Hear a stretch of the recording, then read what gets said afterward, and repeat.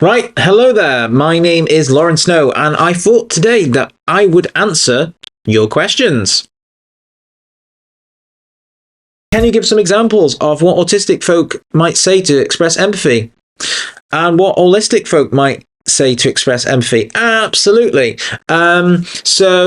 If you have maybe quite a young autistic person and you were to go to them with a problem, let's say you have a relationship problem, and you tell them, they might repeatedly they might say back to you, "Oh, I'm having a problem. Oh, I fell over and hurt my knee the other day."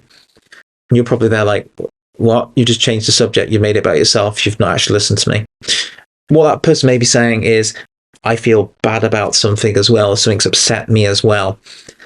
It doesn't really feel like they're listening or they're with you, but they're sharing something with you. They've taken that step of sharing or giving you something, of telling you about something that hurt them, okay, which is quite a personal and big thing for people to do, open up. That's opening up, yes? All of those things I've described, you wouldn't share something and open up to somebody and express something and give the words and the attention and the effort to show, "I've had something bad happen to me," if you weren't showing some care or empathy, would you?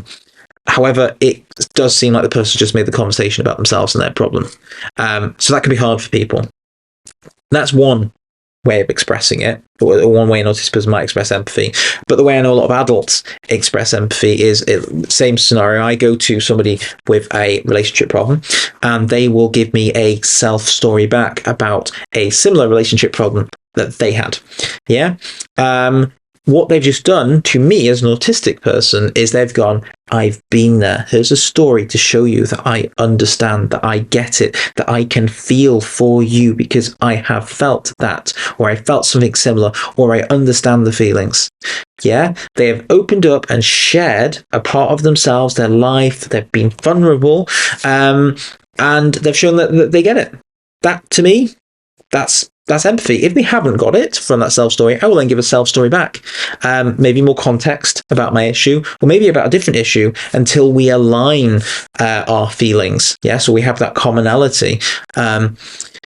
What a non-autistic person might do if I came to them and said I had this relationship problem is they might go, "That sounds really tough," or "Oh, that sounds really hard. That mustn't have been easy for you." To me, that just sounds like they're saying words. Yeah, they've not actually shown me or expressed or given me a story to tell me that they understand. They're just saying, "That must be hard." That takes 3 seconds to say that.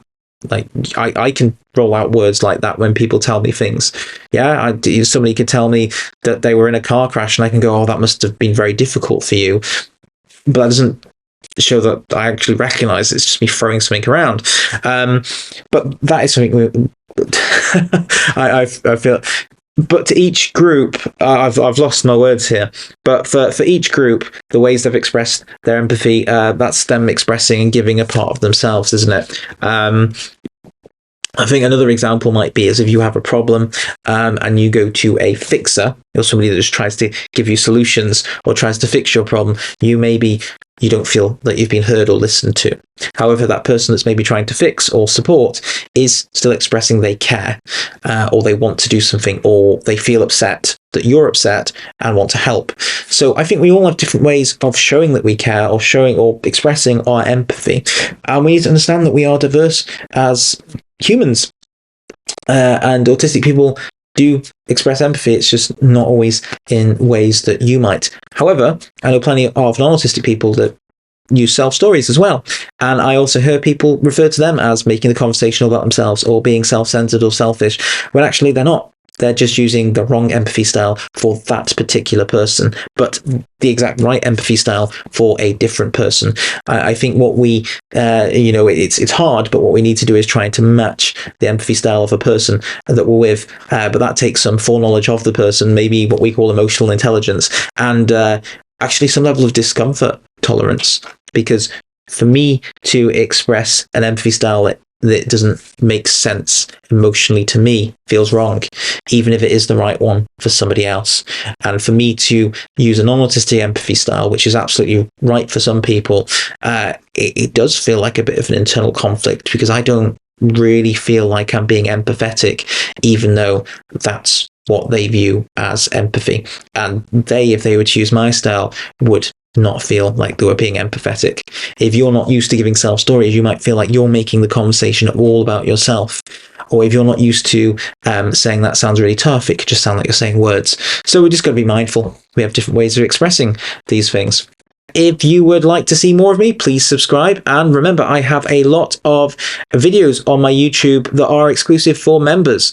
And there are a lot of them. So if you become a member, you can get access to them all.